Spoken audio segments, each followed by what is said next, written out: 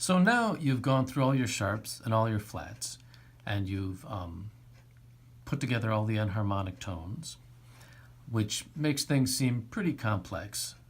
In actual practice, the idea, if you're moving by half step, first of all, if you're moving just up and down by half step, by half step, by half step, by half step, up and down a scale by half step, that is called a chromatic scale. The word chromatic is refers to color, and it's called a chromatic scale because it uses all the notes that are thought of as like the color notes. So you have the main notes or the naturals of a particular scale, and then the notes that aren't part of the scale, if they're used in a piece of music, kind of give it a little bit of extra color. That's the thinking behind calling it a chromatic scale. So if you include all of those color notes, that's a chromatic scale. In Irish music, you will very rarely have chromatic passages, but they do occur occasionally, but it's not very common. So you don't have to worry too much about this, but it is good to know. The way to simplify all these accidentals, if you're moving chromatically, if you're moving up or down by half steps, is that if you're going up, you would use sharps, and if you're going down, you would use flats. So if you just go straight up a chromatic scale, you would use the sharps, and if you go straight down, you would use the flats. And so I've written that here. So this is an ascending chromatic scale. We have A sharp, B, C, C sharp, D, D sharp, E, F sharp, G, G sharp, A. Or if you're going down, if you're going this way, you would go A flat, G, G flat, F, E flat, D, D flat, C, B flat, A. That's just the usual musical convention for how this is done. And again, it's not done very often in Irish music, so you wouldn't really have to worry about it very much. But it is good to know. And it kind of simplifies things after looking at all those different enharmonic tones and thinking, wow, this is super complicated. So it's not all that complicated in actual practice. So your daily exercise is really just to copy this out. So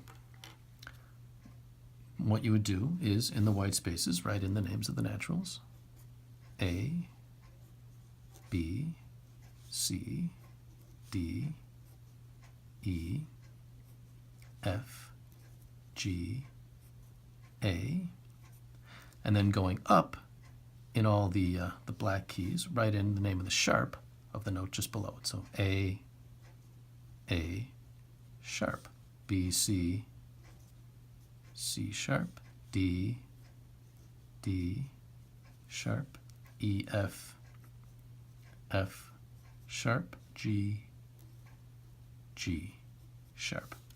And then going down, so that's the ascending. For descending, we'll do the same thing. We'll write in the names of the naturals.